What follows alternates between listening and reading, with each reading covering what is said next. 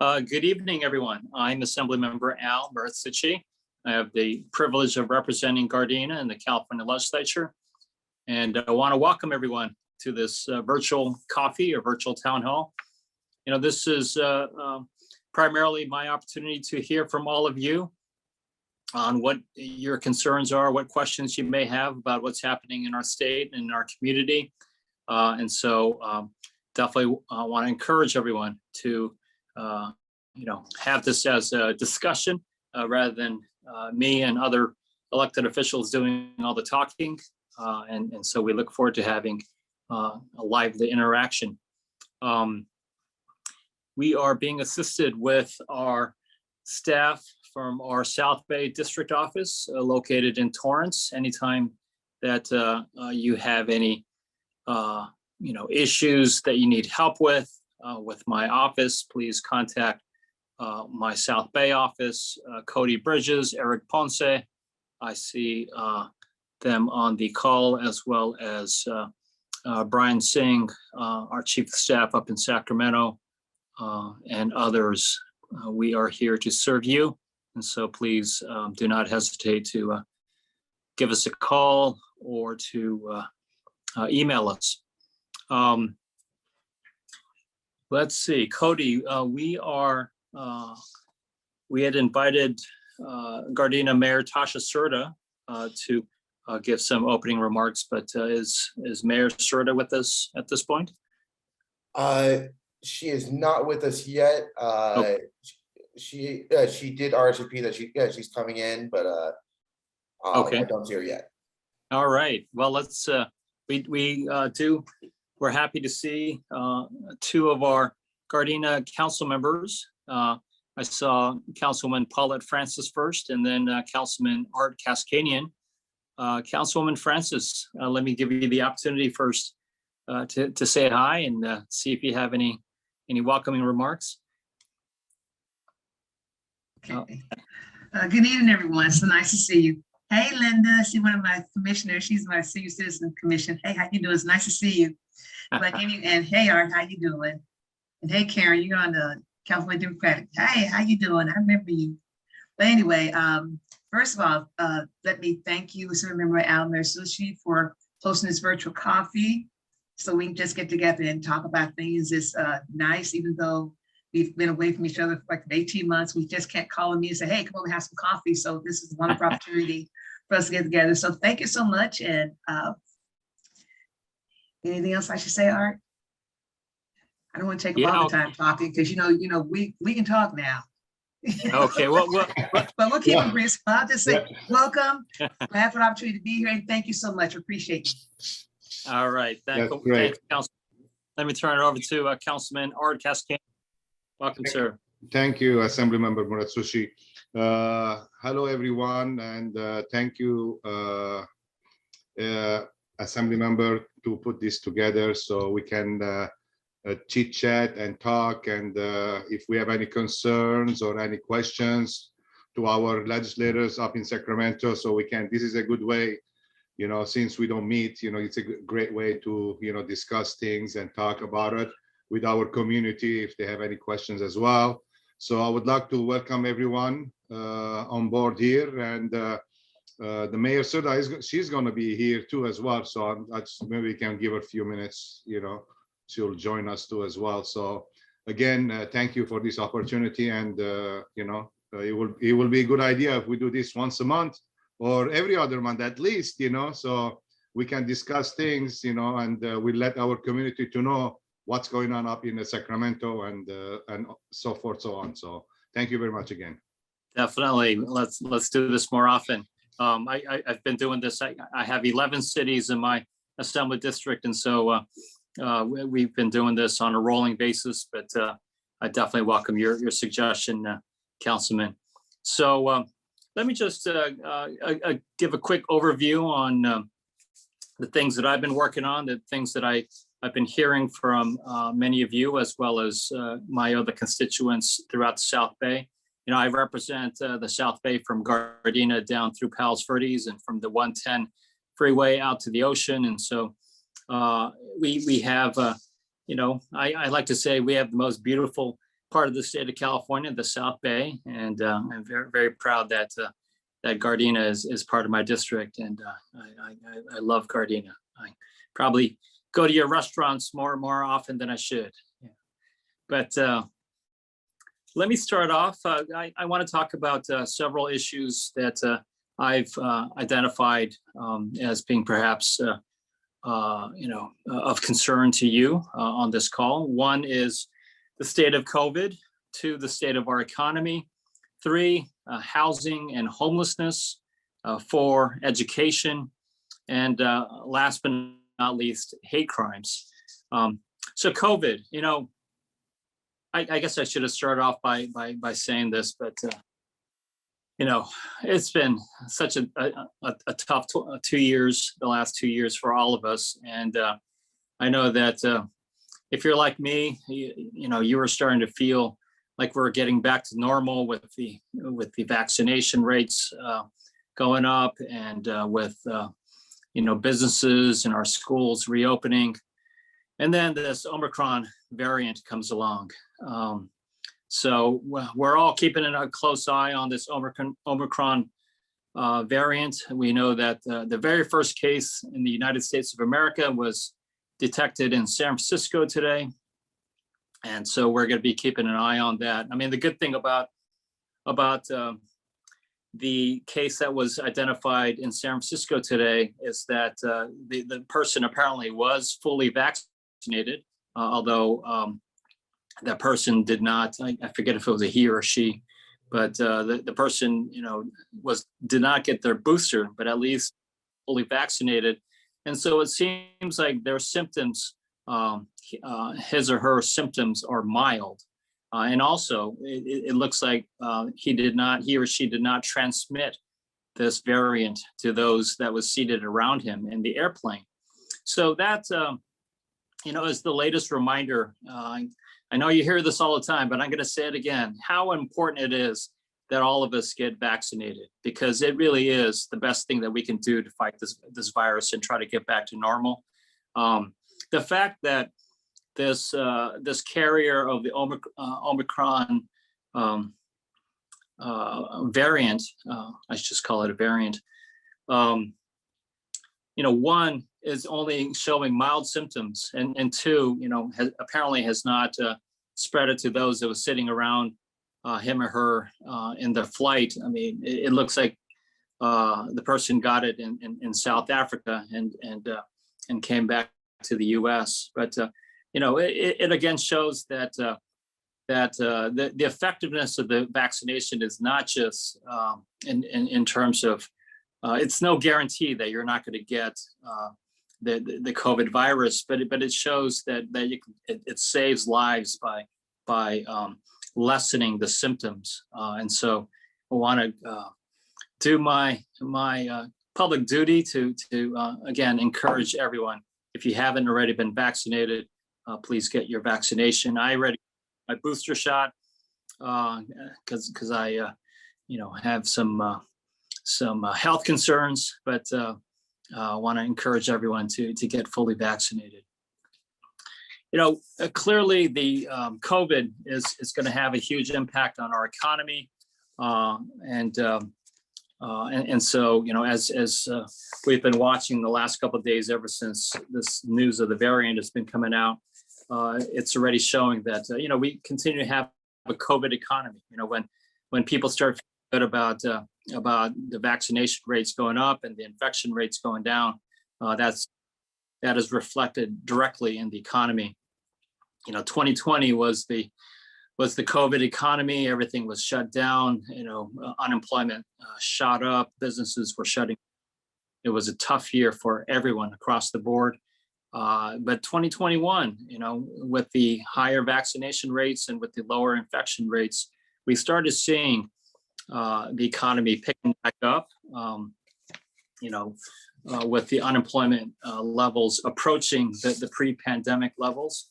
I attended the annual South Bay Economic Forecast, where Cal State Dominguez Hills, they give an assessment specifically for the South Bay, including Gardena. They put on this this wonderful program, the South Bay Economic Forecast every year.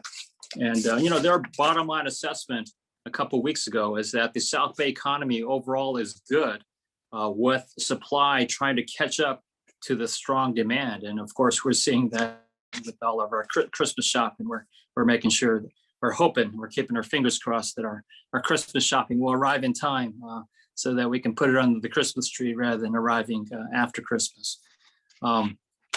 Still, yeah, we know that there are communities and there are neighborhoods that have been particularly hard hit. Again, this COVID economy has not been equal in terms of its impact on different neighborhoods, different communities, and so we want to make sure that all communities, continue to recover in a hopefully post-COVID economy. But this economy has definitely not slowed down the increase in housing prices, and housing continues to be one of the biggest concerns that we face in Sacramento. I know that in Gardena, and Councilwoman Francis and Councilman Cascanian can talk more in detail about some of the specific projects that I know are being planned and developed.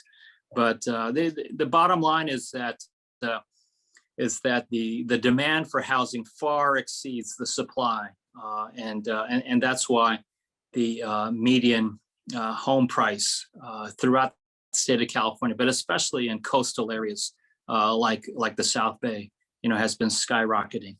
That same South Bay economic forecast, they talked about how home prices have gone up over 22% in this past year.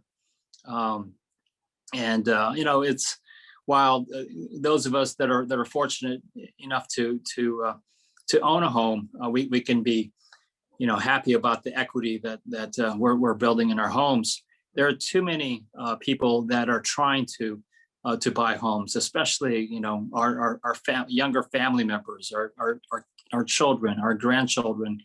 Are they going to be able to purchase homes in the communities that they grew up in? That's one of our biggest concerns, and so that's why in Sacramento you've seen a lot of housing bills that have been passed. All of the bills, their basic goal is to try to increase the supply of housing, but unfortunately, in my opinion, that's been at the expense of the ability of cities to be able to responsibly plan for growth and development. I'm a former planning commissioner in the city of Torrance, right next door to Gardena, and I'm a strong believer in local control. I'm a strong believer that your city council, knows best what's happening in Gardena in terms of where the traffic is, where the parking problems are, and what the overall infrastructure demands are on the city. And so, to that end, I introduced a bill, ACA 7, which seeks to declare that where there's a conflict between city and state laws, that the city laws or the city ordinance would prevail over any conflicting state laws when it comes to issues of land use and zoning. That bill, despite my efforts, unfortunately, it didn't go very far, but there are a couple of elected officials throughout the state that are trying to make this into a ballot proposition to declare that land use and zoning should be primarily the responsibility of cities rather than of the state. And we will see how that develops.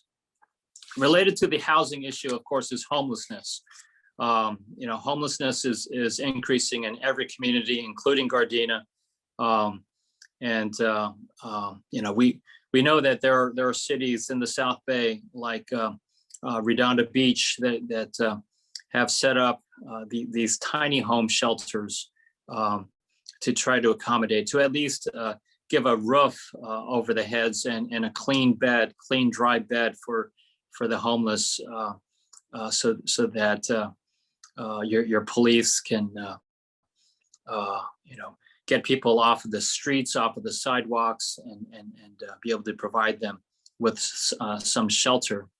I think it's important that not only do we provide them shelter, but also to provide the mental health services as well as substance abuse services. To that end, I'm working on a bill to try to increase to help mental health workers as well as the police to be able to get people off the street and get them not only the immediate but the more long-term mental health care that many of the homeless need. So stay tuned for that effort. Moving on to education, I know that one of the biggest challenges for many families and many neighborhoods during the pandemic has been the access to affordable, reliable internet service. We'd love to hear if there are any issues in terms of Gardena, but in the legislature we worked hard to try to close the digital divide, to make sure that every child, every family can get access to the internet, not only for their education, but for businesses, for communities to have access to affordable, reliable internet, as we have been seeing and continue to see during this pandemic. As we're seeing right now, as we're doing this Zoom call, it's become the new normal in terms of how we live our lives and conduct business. And so to that end, the state passed $7 billion in investments in our statewide broadband infrastructure.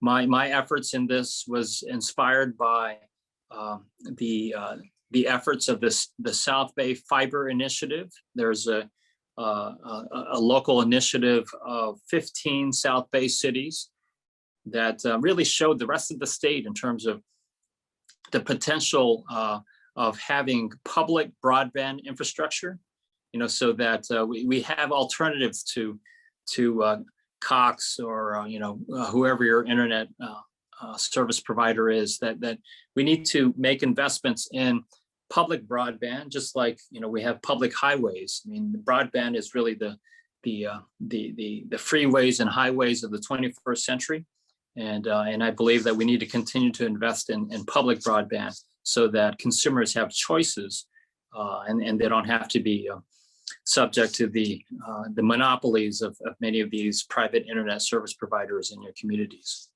Last but not least, before we open up for questions and discussion, is the issue of hate crimes. I know that this is an unpleasant subject. I'm not sure, if there's been any increase in hate crimes in the Gardena community. I mean, I've always felt that Gardena is such a beautiful, wonderful city, and that it's definitely the most diverse community in all of the South Bay and in all of my assembly district. And I think Gardena is a model in terms of how you make the diversity not only work, but you make it thrive. To have people from so many different racial and ethnic and cultural backgrounds, religious backgrounds coming together and building a great community. But we saw during this pandemic that there has been a spike in hate crimes, against all groups, but most pronounced against Asian Americans. The LA County Human Relations Commission found that there was a 76% increase in hate crimes against Asian Americans this past year, ever since the pandemic started. So to that end, I've been working hard on among other things, I have a bill, Assembly Bill 557, which is trying to create a statewide toll-free hate crimes hotline and response network, so that we can, make it easier and safer for victims, not only of hate crimes, but any hate incidents. Not all ugly or mean incident arises to a level of a crime. I mean, if someone calls me a name, that's not a crime, but it's still an hate incident, and it still needs to be documented so that government can respond appropriately in order to try to fight back against this unfortunate epidemic of hate. And so to that end, we're trying to make it as easy and safe as possible so that people can report these incidents and respond accordingly. So those are some of the things that I just wanted to touch upon. I see we are at 6:23, and Cody, do we have the mayor with us yet? The mayor has not joined us yet. No. Oh, okay, all right.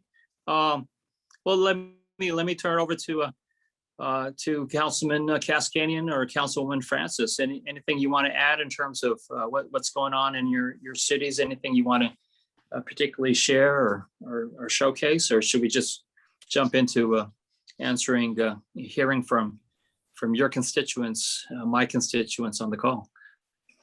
Well, Paulette, if you allow me, Yeah, go ahead. I'll jump first.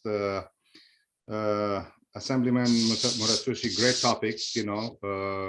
It's important that we discuss these issues in our community as well.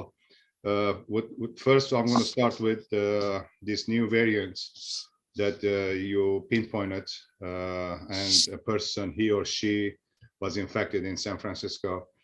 I did hear there is other people that they were infected as well today at 5 o'clock news. That in California they announced it. In San Francisco. So, well, as per the president, when yesterday he made an announcement that is nothing to worry about or not to panic about it, but just to precaution. So it's similar to other variant that we experienced it here in the United States. But again, Dr. Fauci mentioned that it's very contagious and you need to be careful with it. I don't know if it's more deadlier or any, the strength of it. And as far as the housing, problem, it's all over. Not in California. I mean, it's not in Gardena, only in California in general, or the whole country, I would say. Especially with the homelessness issue too as well. We experience it here in the city as well. And the housing project, I mean, everywhere you see these days, no more single family homes coming up. We're going up, 2-story, 4-story. We even issued some permits for some 5-story buildings to build here in the city of Gardena. And believe it or not, we have a project right now. They are building, they're almost done with it. They did the grand opening in Rosecrans Place, it's called, on Van Ness and Rosecrans. And in my understanding, it's all sold out, 200 some plus units. So the prices that you mentioned, if our kids or our grandkids, they can afford it, it's unbelievable. The price, I mean, if I'm going to tell you something, a single family home sold in South Gardena at Moneta area, $950,000. Wow. So imagine the prices, how high, it can be. Almost $1 million in Gardena. So I can imagine any other South Bay cities and the beach cities, how it's going to be. So we do have issues, with the housing all over. So, I'm assuming and I'm hoping that Sacramento can help us to solve these issues, to solve these problems. And as far as we come back to the hateness, the crime, thanks God, we don't have any issues here in Gardena. Oh, that's good. Yeah, and we don't have any specific issues in Gardena that I can report on that, something major happened. But I guess we love each other here in the city. We get along. So, other than that, I will, ask my colleague, Paulette, if she has anything to add on this thing, that would be great. And that's all I have to say, Assemblyman Muratsushi. And thank you for having us. And this is a great idea, so we can talk with our community and we discuss things. And I would love to hear from everybody else. Thank you. Thank you. Yes, we have a lot of new housing developments going up in the city of Gardena. I think it's about maybe 5 altogether. Rosecrans Place just opened, and according to the developer at the grand opening, it's all been sold out. So the numbers are bigger. If some of you I might be telling on myself, but I remember when a house in Gardena cost around $32,000, and then it was like, oh my gosh, how can people afford that? But somehow they're managing. But I am concerned about our younger people and the ones that are coming behind us and how they're going to be able to afford new homes.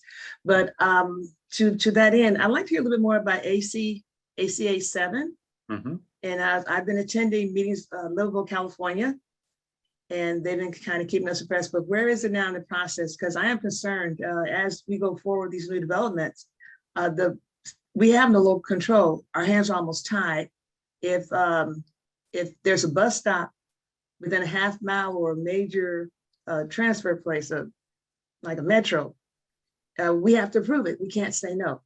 Mm-hmm. And I'm concerned that it's taking away our local control, and that's a little bit frustrating for me. So, can you tell us where we are with that? It's a big concern. Yeah, be happy to. So, I know that Livable California, the group that you're working with, is one of the leading voices in Sacramento, mm-hmm. fighting for local control. I've been working closely with Redondo Beach Mayor Bill Brand, mm-hmm. who's leading a lot of these efforts to fight back against some of the bills coming out of Sacramento that are taking away local control. But the bottom line in terms of my ACA 7 is that it's dead. It's basically dead. Even though Sacramento has a Democratic supermajority, there's a wide range of opinions among Democrats in Sacramento.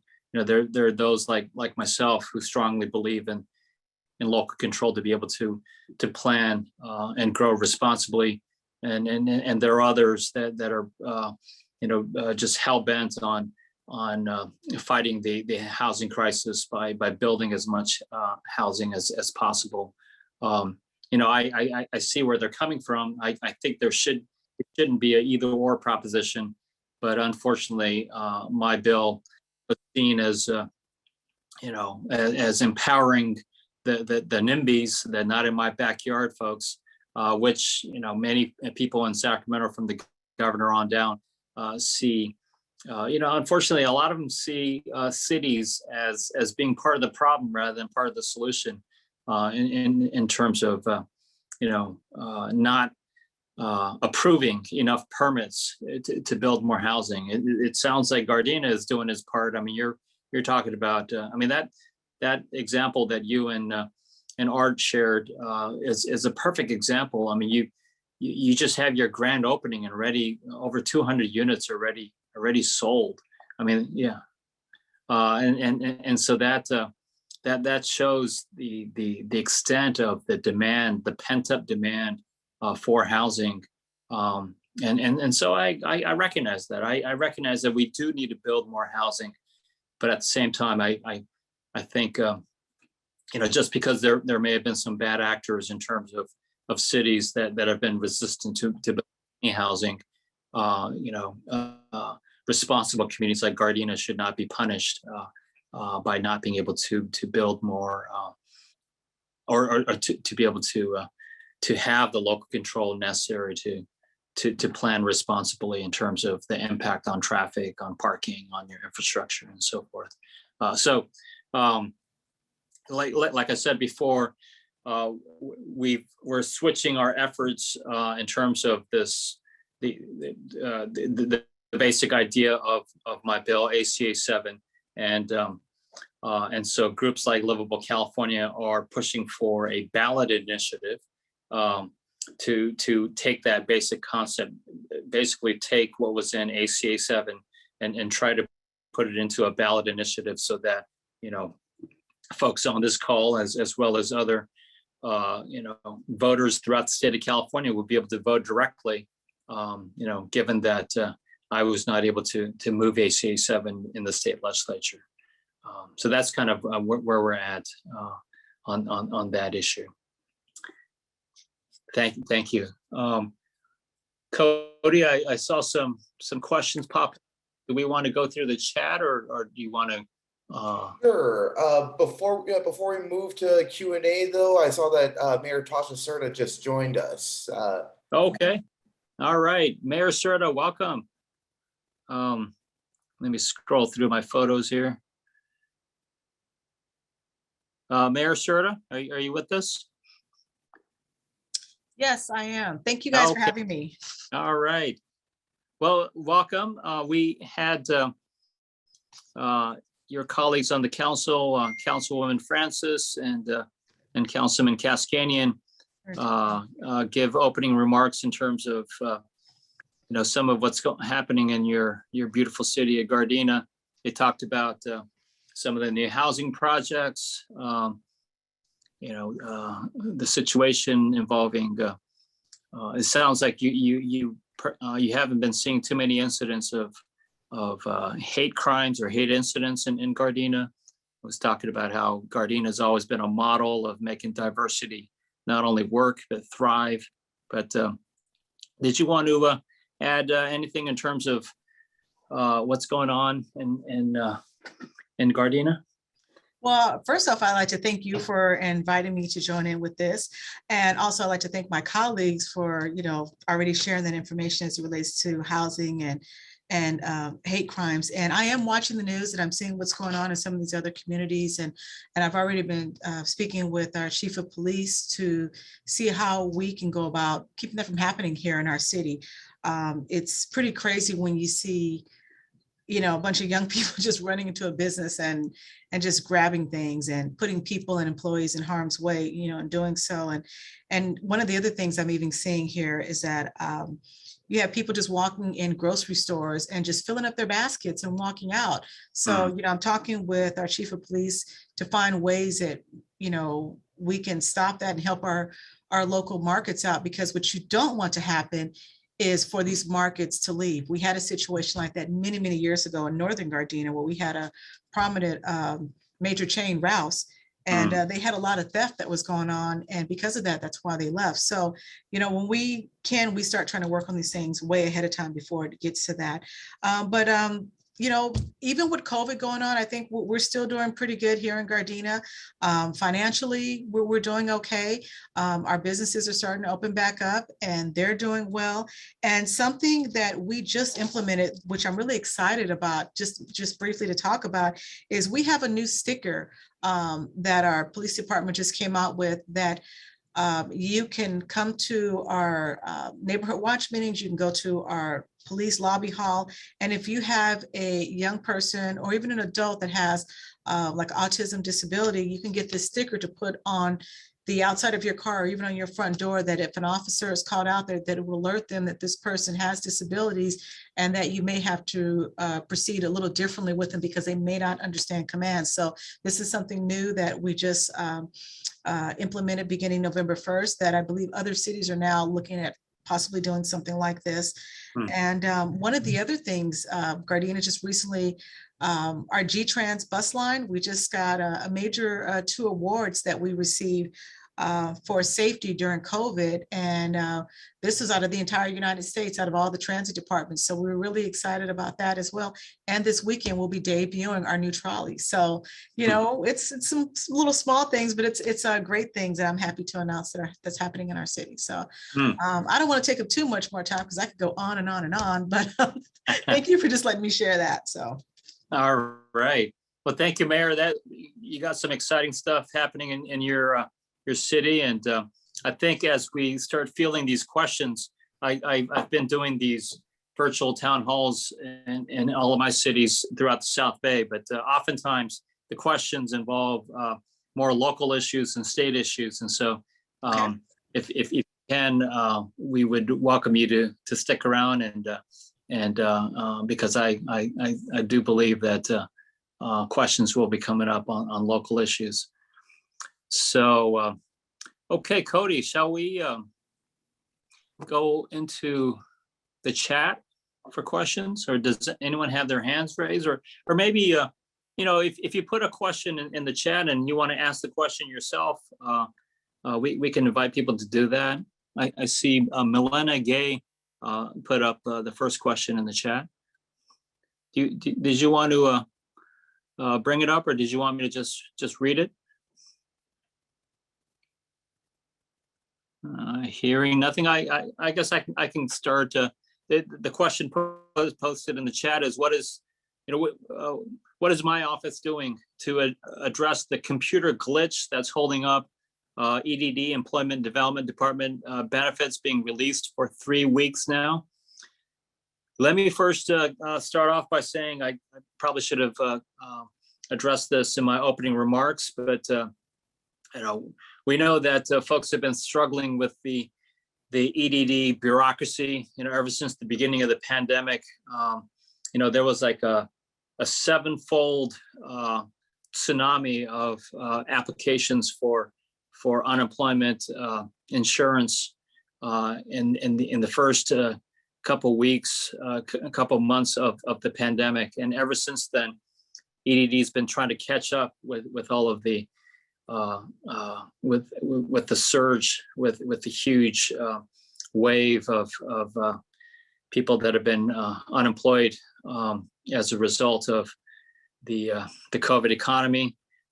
This past year, we've seen some improvements, but it sounds like there was another computer glitch that was holding up benefits for 3 weeks now.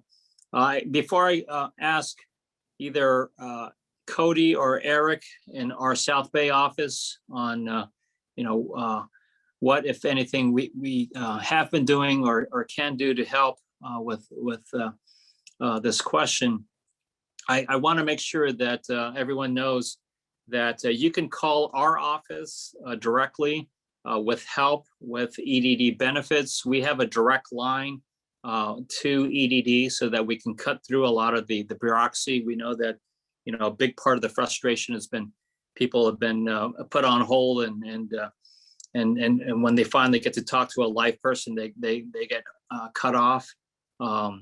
So if you're having problems in accessing your EDD benefits, please contact my office. Cody or Eric, are you aware of this computer glitch? I have to admit, I wasn't aware of a computer glitch that's been holding up the benefits. Yeah, there has been a glitch. We are working with our EDD liaison to help solve individual cases. And from my understanding, we are slowly but surely getting those payments dispersed. Okay, all right. But again, Milena or anyone else that you may know that needs help in dealing with this bureaucracy, I'm sorry you have to, you've had these experiences, but please contact our office, and we'll see what we can do to help you out. Let me move on then to Linda, who has a question. Is there any legislation specifically for the elderly? For instance, rent assistance not related to COVID? Well, first of all, Linda, thank you for your question. You raised the important question about rent assistance. I want to make sure that everyone on this call knows that the state, passed, we allocated, millions of dollars to provide assistance, rent assistance, not only for tenants, but also for landlords who are not getting their rent. But the frustrating thing about this is that this program has been undersubscribed. I mean, a lot of people don't know about the fact that the state has these rent assistance programs.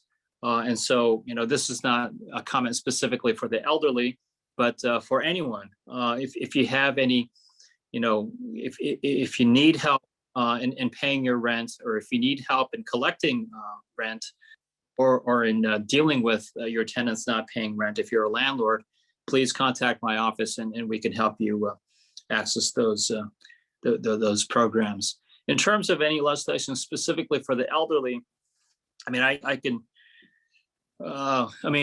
there's a broad range of programs, but I can talk about two bills that I worked on this year in particular, dealing not only with the elderly, but specifically with nursing home residents. We saw, especially during the beginning of the pandemic, that nursing home residents were the most vulnerable group of people for this COVID virus. And so, I introduced two bills to try to protect this vulnerable community. One was a bill that proposed an eviction moratorium for nursing home residents during the COVID state of emergency. The second bill is to increase and improve state oversight over the health conditions of nursing homes, to make sure that we're protecting our nursing home residents. Sad to say that my first bill, proposing the eviction moratorium, was vetoed by the governor. It made it through the legislature with bipartisan support, but it was vetoed by the governor because he was concerned. This is AB 279. If you want to take a look at more of the details, but that bill, the governor had concerns about the unintended consequences that if there are nursing homes that that are at risk of bankruptcy, and they're starting to have staff leave, to have a eviction moratorium for struggling nursing homes, can have the opposite effect of exposing the residents to unsafe conditions. I have to respectfully disagree, but we can talk about that on and on. The second bill is the bill is still pending in the Assembly Health Committee, and I'm optimistic that bill, will have a better outcome as we continue with the legislative process. So if you'd like more information on those two bills, please stay in touch with our office. That second bill is AB 1502, I believe. I always get my own bill numbers mixed up. Next question is from Joannie. I hope I'm pronouncing the name right. Are there currently any low-income housing projects in the works in Gardena? That is a question that I should turn over to the mayor and the city council. Mayor Serta, members of the council, are there any low-income housing projects currently being discussed in Gardena?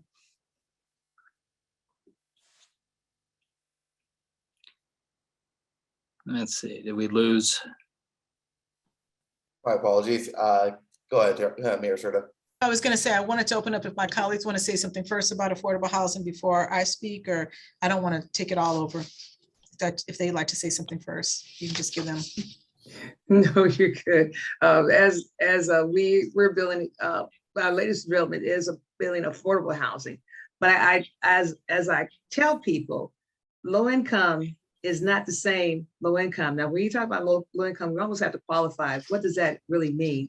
Yeah. Because it's different. Low income used to be, there's low income, there's low. Right now we talk about affordable income, and that's for young professionals, people that's entering the job market. But no, in terms of just low income, no, not at this time.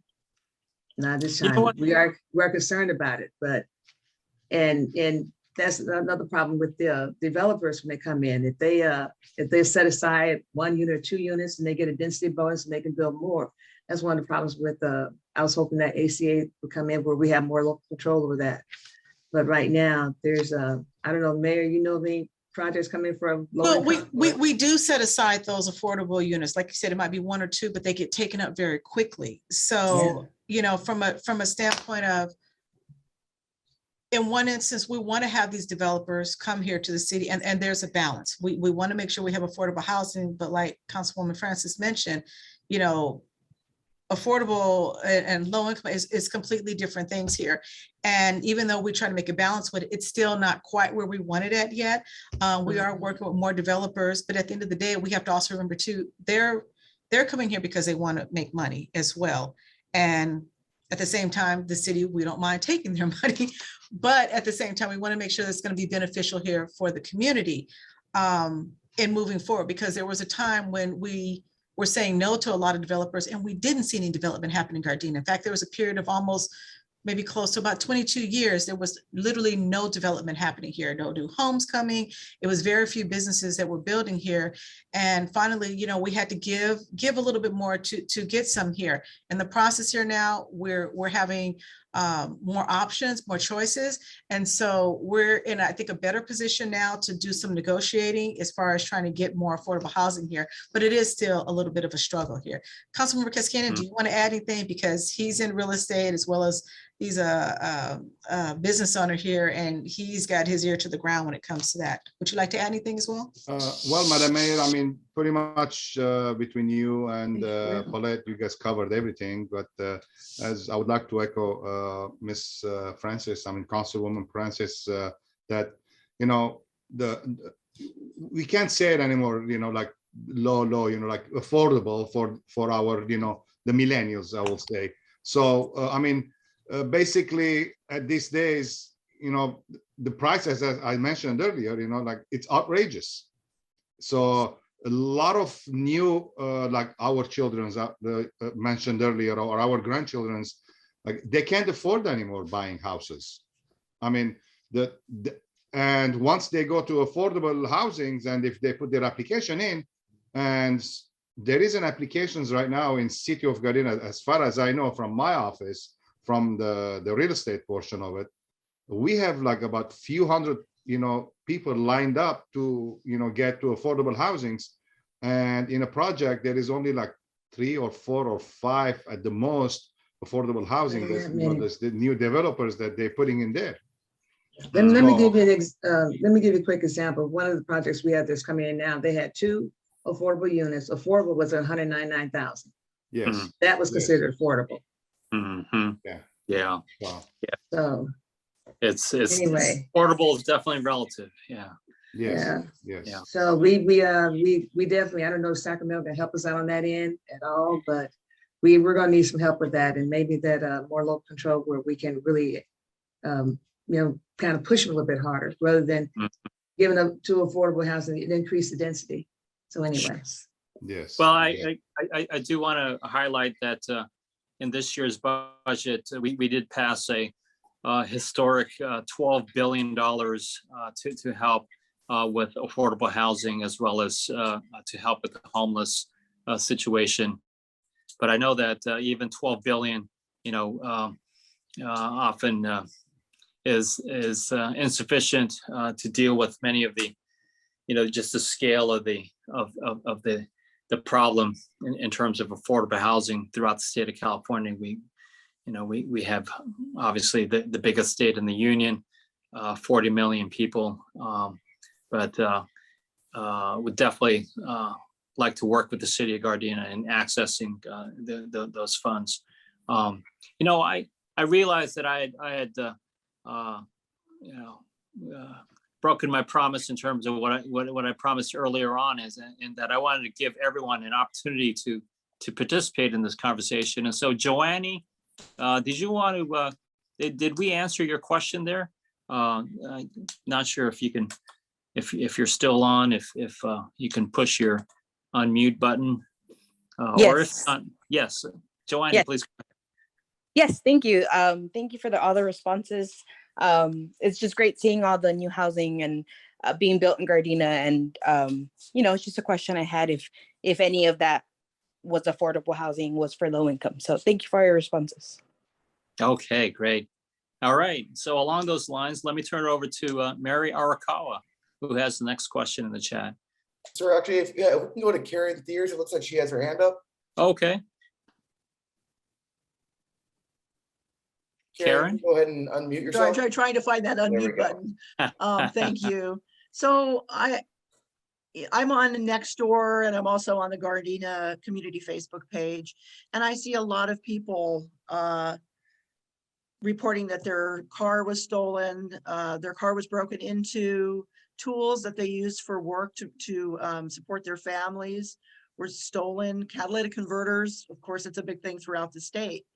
But obviously here in the county of Los Angeles, we seem to have a district attorney who is not helping our PD to be able to stay on top of these things. And unfortunately, I'm sure it's very frustrating. I've been to and on Zoom calls for the Gardena for our district here, and hear that it's very frustrating for the police as well, that there's really not any, they're not getting any help with keeping these people off the streets. Mhm. So can the state do anything to help us with this? It seems like, it almost seems like, I'm not saying you, but there are certain politicians that don't seem to be helping with the, helping to stop crime. Yeah. Innocent people getting Yeah. hurt, so.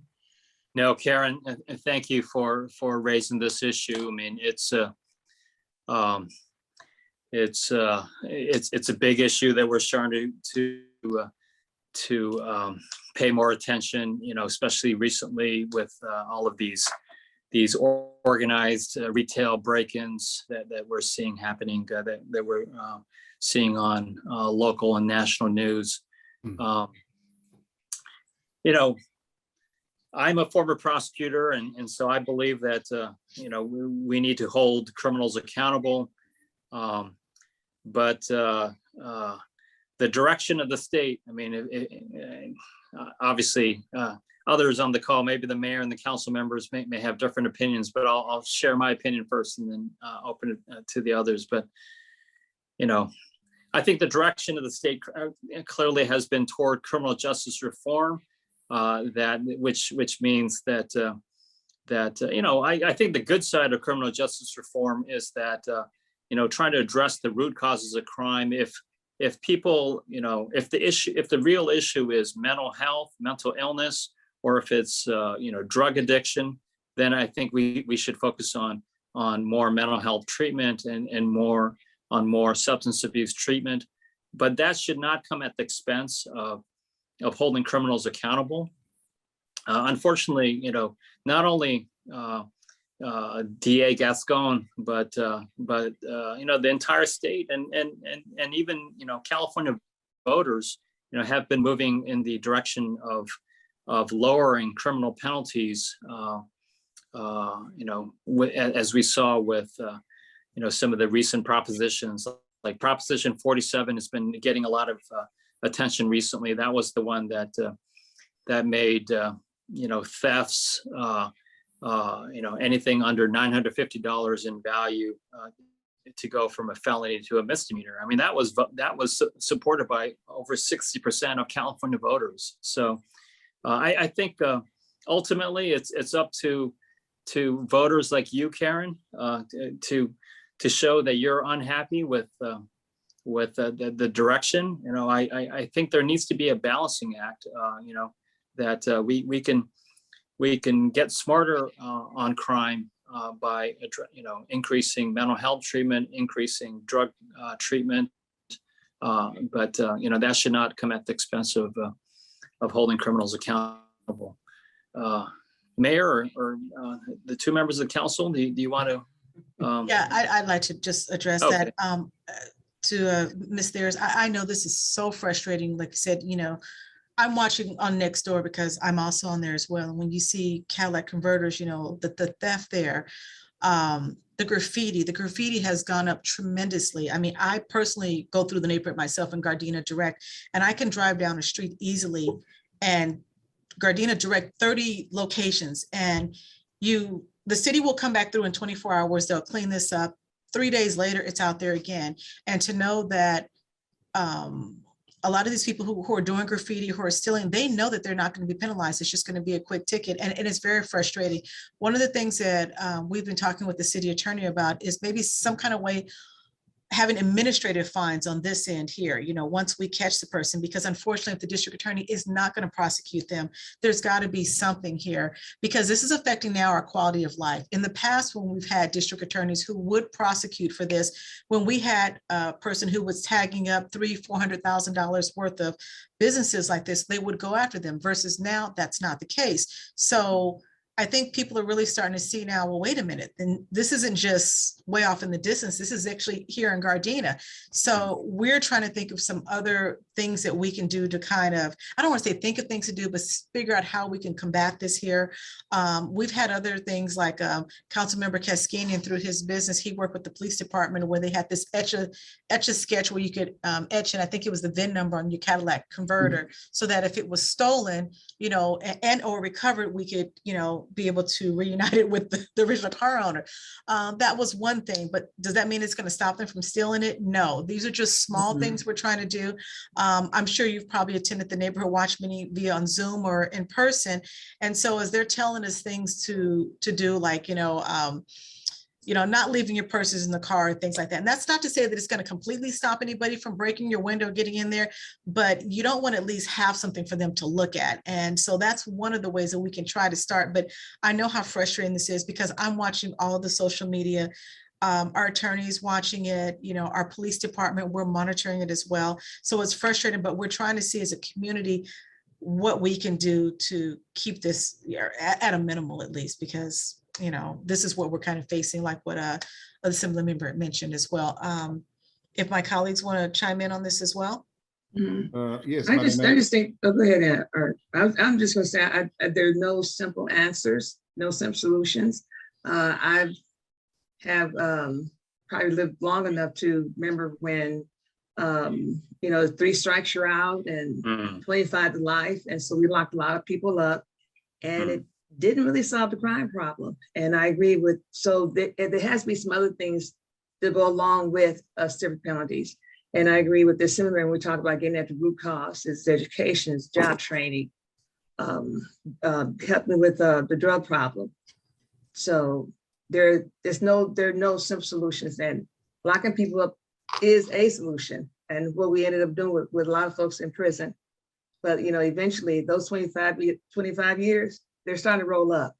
And those folks are back on the streets and can't lock them back up again. They've done their time. So, but we have to make sure that that we provide folks some opportunities to get some things done. But does that mean that folks are allowed to get away with serious crimes? Because if you take something from me, I want you locked up. I'm gonna tell you like that. But for all that talking that we do about this, that, and the other, when it comes home, it's a whole different issue. So, but I think there are no simple solutions, and we would have to take a multi-pronged approach to getting the issue solved.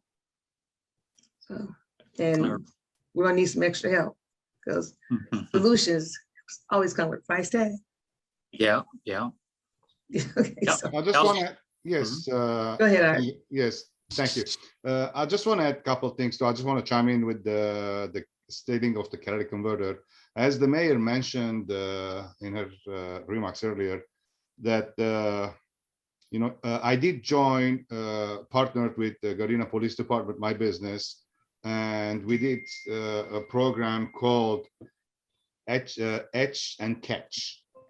So we did start etching special numbers that the police department provided to us, and we did this back in April, like it was end of April, beginning of May, and with a lot of demand, from the community, we did another one in end of June.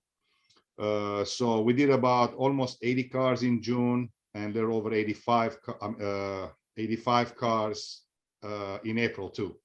So total of about 160 cars that we did.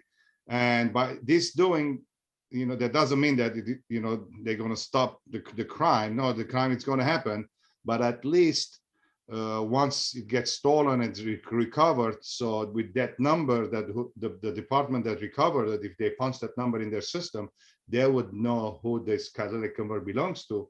At least when they come back, those catalytic converters, they worth a lot of money these days. I mean, it starts from as low as $600-700. It goes up to $2,500 per catalytic converter. And some cars, they have 2 catalytic converters. That's a $5,000 damage they can, So, and it was very successful.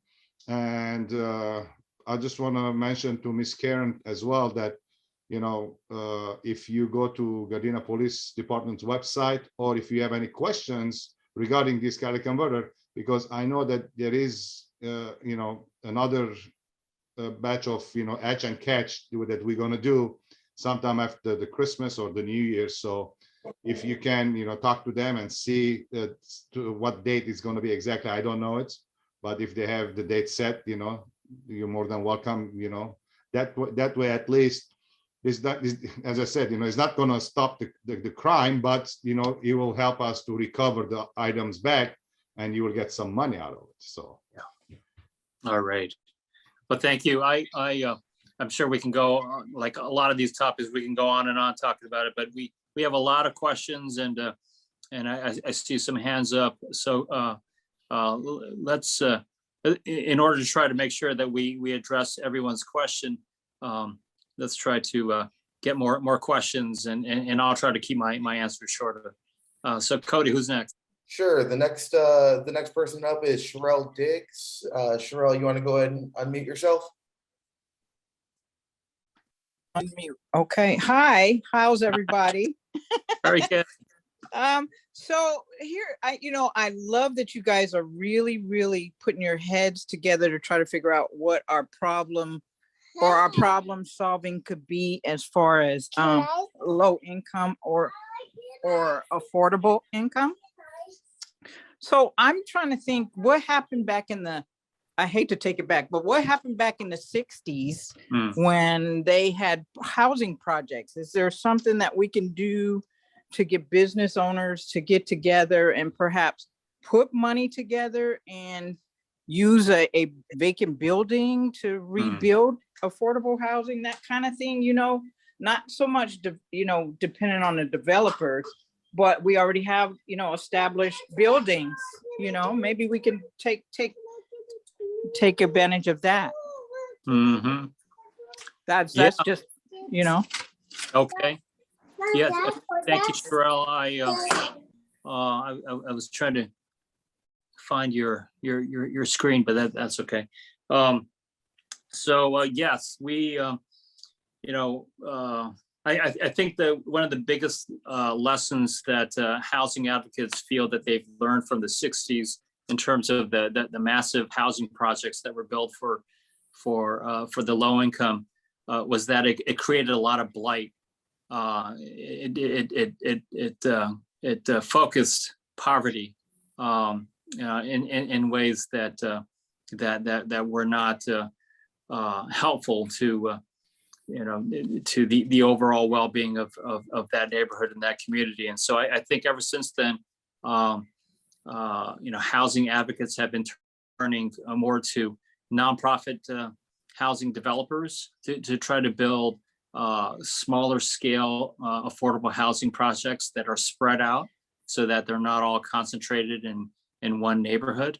And that's part of the $12 billion that I mentioned the state, including in this year's budget as well as past years.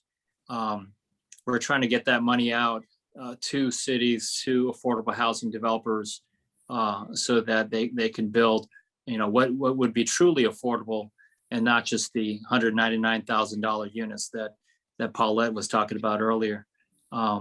That's one of the approaches.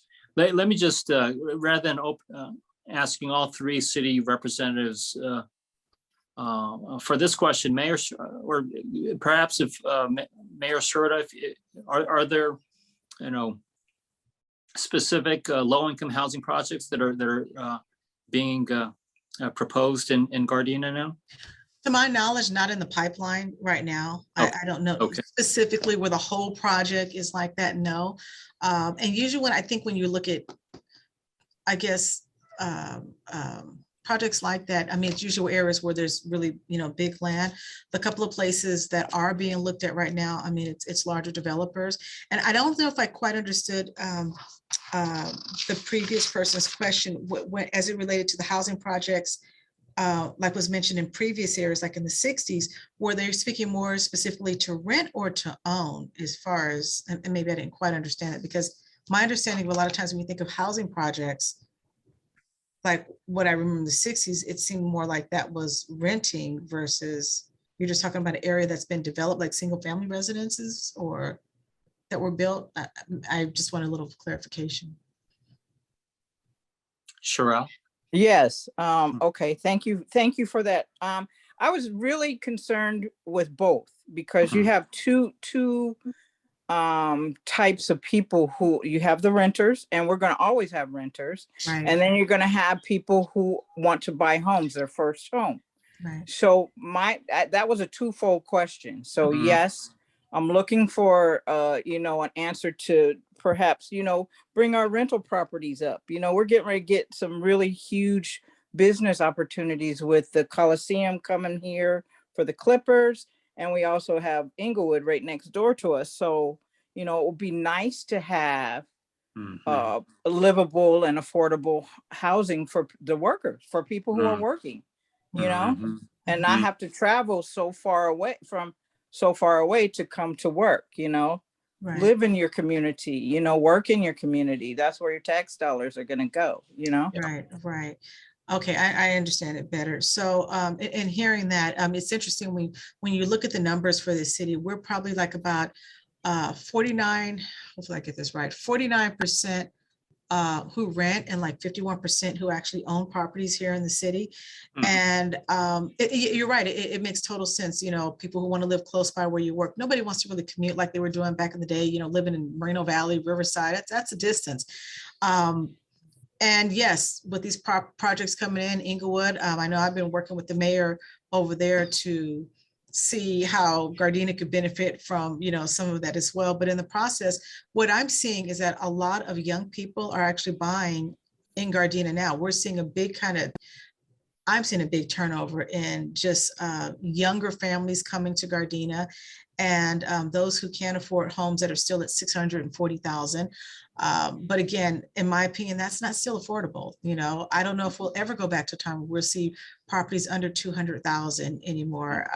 Even when you look at a condo, I mean, if you can find a condo for under 350, I mean, I don't know if that's really the condo you want to live in. So, it's just, I think, just because where prices are going now, the value, California now, everything is just so much more expensive, from groceries to, you name it. It's just getting more expensive. And I don't know, it's a tough one. It really is. It's a tough one. So, Yeah. All right.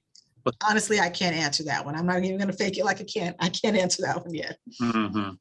Yeah, I think the long-term solution, I know it's a simple answer to a complicated situation, but it's supply and demand. We need to meet the demand in order to make housing more affordable, and that's why we're trying to build more housing. Thank you for that question. Cody, who's next? Next up is Wanda Love. Wanda, welcome. Good evening, There she is. Assembly Member and Mayor. I have two questions. I have one question for you, Assemblyman Mayor Suchi, and I have one question for the mayor. The question for you first is the money that you're talking about is coming from Sacramento. Can you kind of tell us for the housing, how is that going to be used, or how are you guys earmarking that money so that it'll be effective in the communities like Gardena?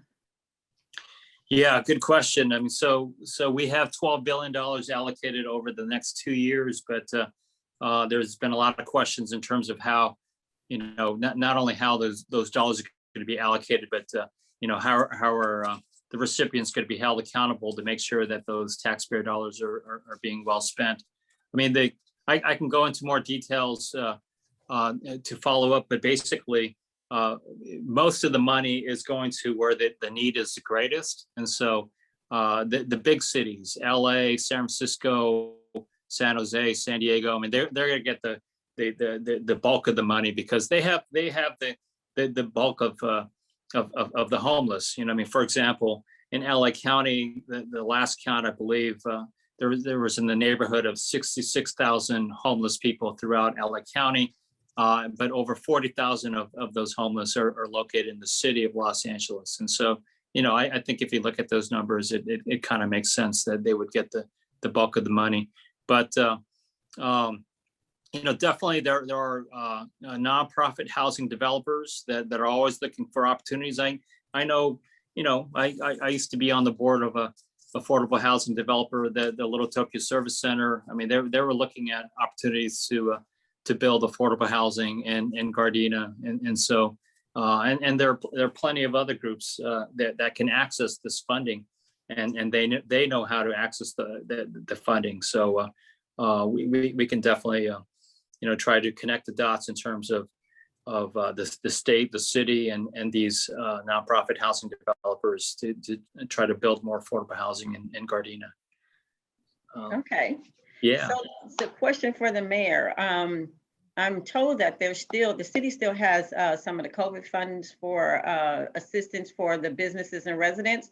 Can you talk about how they can access that? Because I'm getting questions about accessing the money, but then they're telling me that it's being held up due to HUD regulations. And so if you can explain what regulations that HUD has in place that's preventing the businesses and the residents from being able to receive these funds that they're in need of.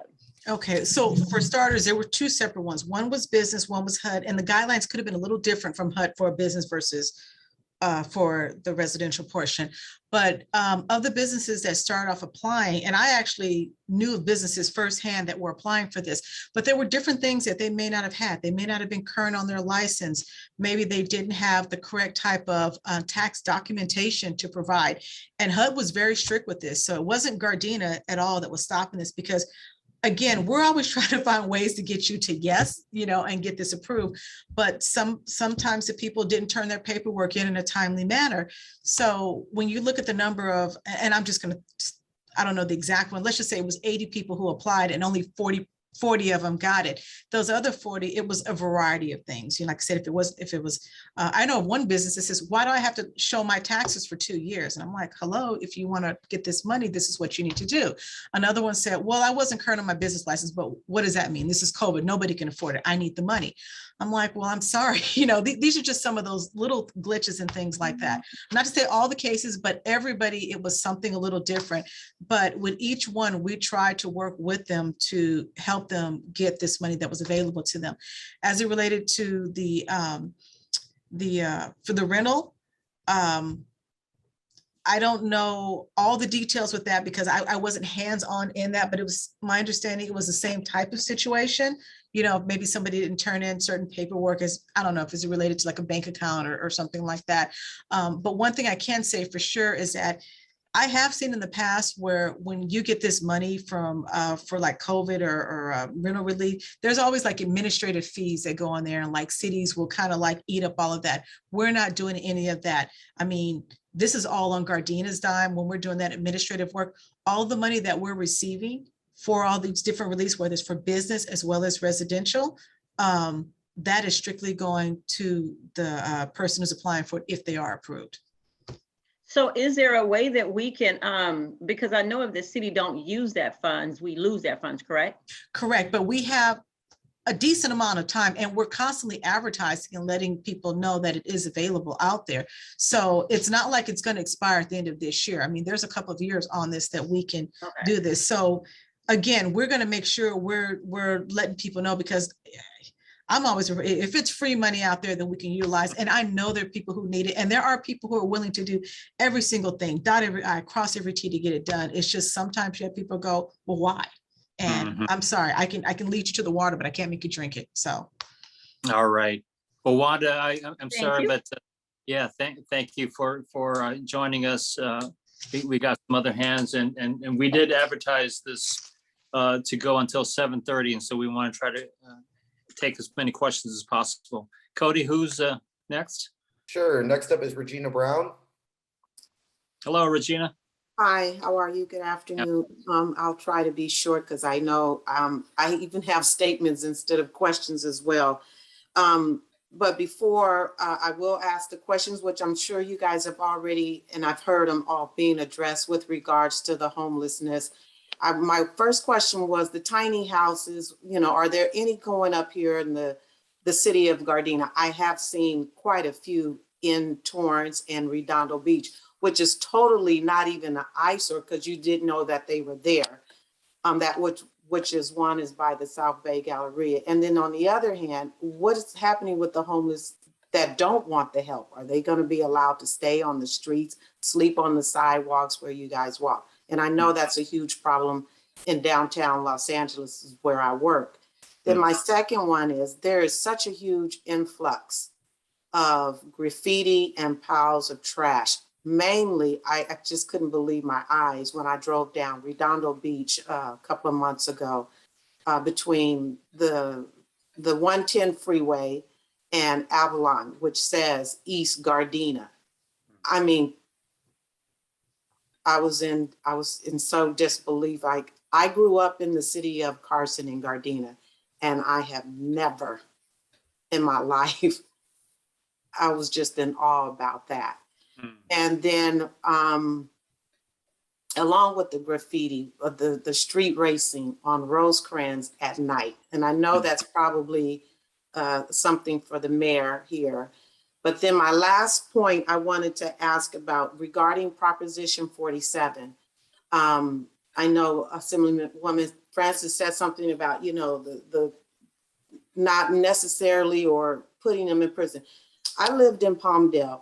And in 2014, when Proposition 47 between 2013-14 came into play, twice my house was broken into. I lived alone.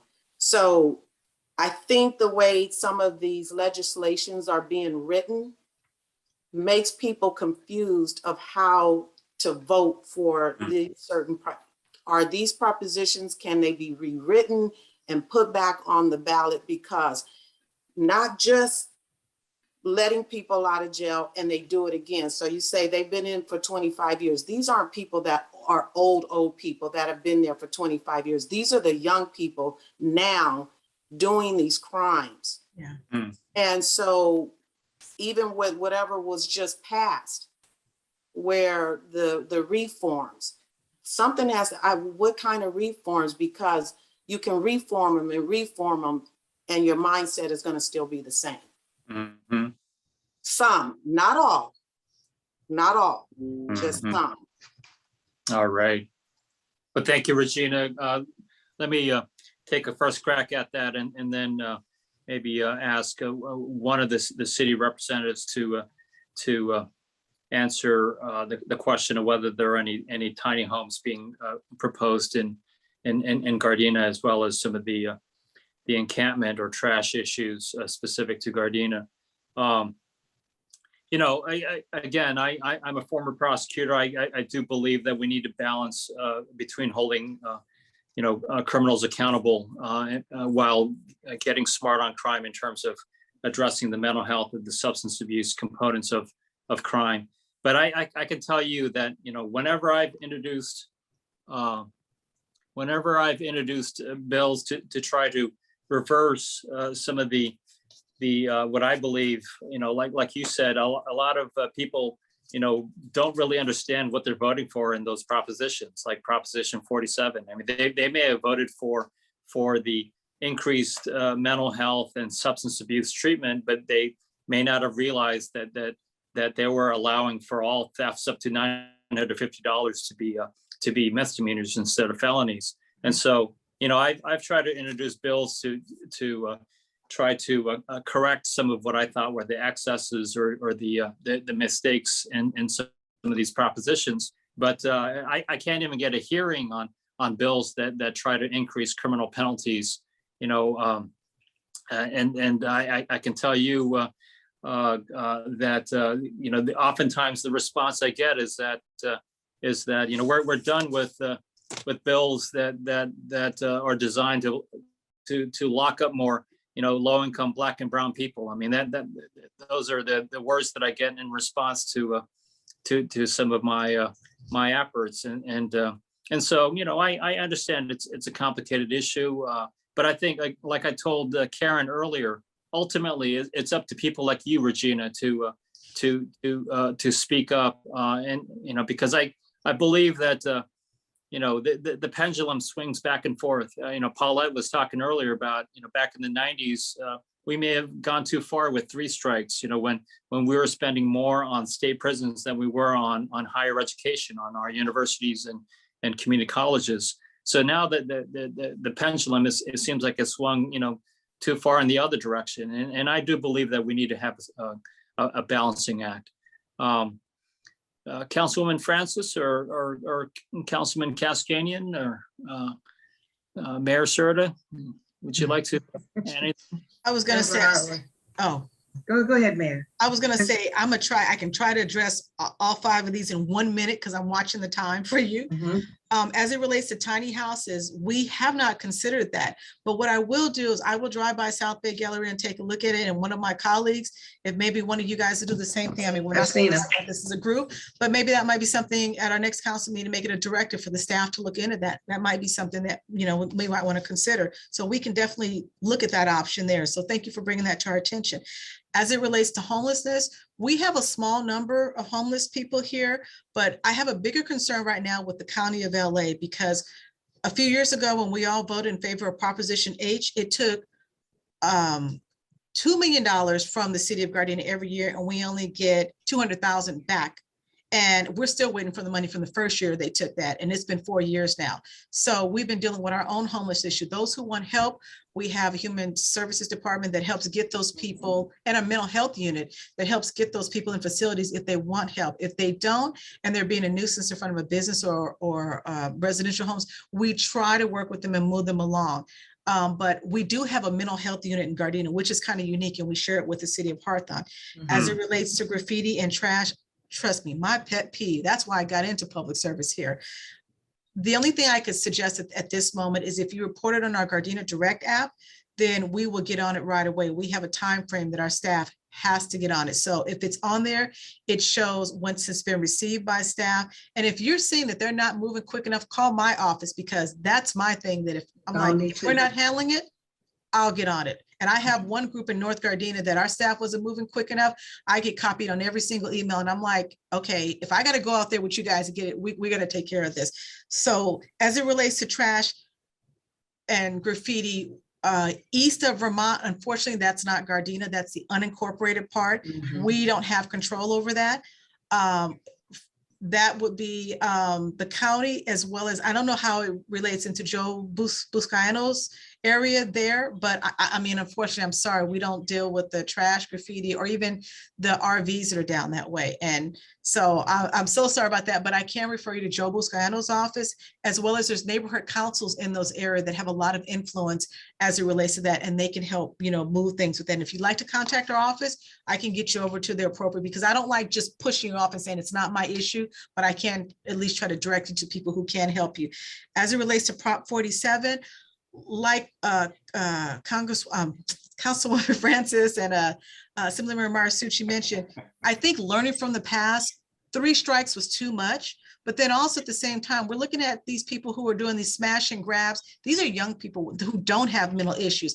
I think it's got to be a little bit of a balance of everything. In some instances, it's going to have to be where we put more money toward mental health, and others, it may not be 3 strikes, but it's going to have to be something a little bit stronger to scare these folks and say, hey, I don't want to go to jail because I just snatched somebody's necklace or knocked some senior over or whatever. So I think there's always room, I think, to make things a little bit better. And it's not just talk, but I think this can be a reality. And I'm glad you brought this to the forefront. And I know having Assembly member here, if he starts a conversation maybe with this as a mayor here, and I don't know, I can't speak for my colleagues, but I would be behind you 100%, as well as having community come in, because as far as I'm concerned, he could start the conversation in Sacramento, but when you have a large group of people behind him, then we have to do something. So I think it's good even just starting at that point. I'm sorry, I went over a minute. So Yeah, but if my colleagues want to add to that. One more thing I would like to add on, Madam Mayor, I'm sorry. If you can make it quick, because yes, very quick, just give me 15 seconds. I just want to add one more thing. Ms. Brown, you can call Supervisor Holly Mitchell's office too as well. And they do control the area over there too. And as of matter of fact, I've seen those trashes. I've seen all these things over there myself. I experienced it. I've seen about 20 motorhomes parked and trash everywhere. So I did call as well too. So you can call Holly Mitchell's office too, the supervisor, and complain about that. They have it's in their district too. Thank you. Okay, thank you. Thanks, sir. I just have one quick addition. Street racing, and no one addressed that. You reminded me, I want to look into it. You might have given me a bill idea if I introduced a bill to try to crack down on street racing. It came from you. Okay, Cody, your next question. All right, it looks like we have time for one last question. Rudy Martinez, you're up. Yeah, hey, just a quick couple comments. Thank you for taking my time. I think this is just a great example of, we have Councilman Kaskigian saying that he's seen the problems we have in the city, but yet we're continuing to have the same problems.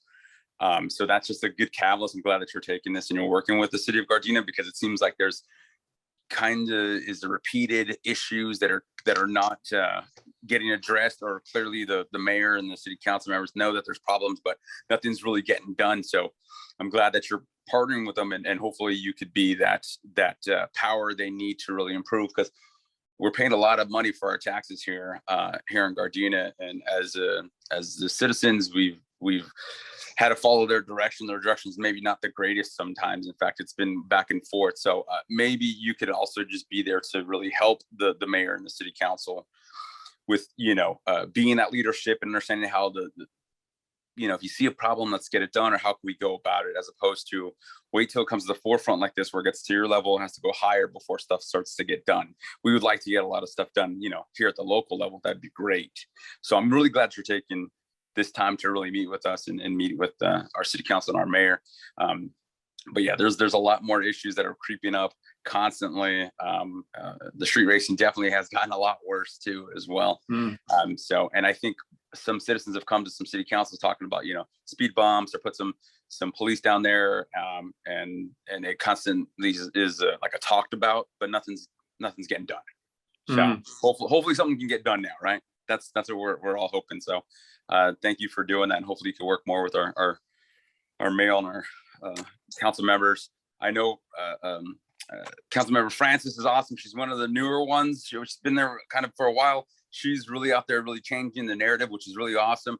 We have sometimes some, as it is, anytime you're in a position for a long time, you get a little stagnant, you get a little relaxed, you're not really pushing the ball anymore. So we're hoping with this, you can start pushing that ball forward to really put this city where it needs to be. As she was saying, the houses are not cheap anymore. They're going more expensive. We just built these new houses down the street, and I think they're going for $800,000 or $900,000. So they're not cheap. And so we just want that same respect for our city council and our mayors to really support us if we're going to bring families in here to put that money towards our taxes and communities. So that's all I wanted to say. Thank you so much. All right. Thank you for your support, Al. Thank you, Rudy. Thank you for joining us. I can say that all of us, assembly members, mayors, council members, we're working hard trying to.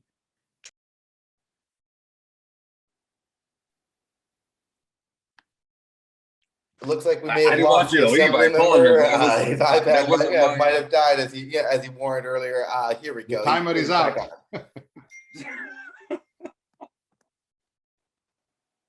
One second, please.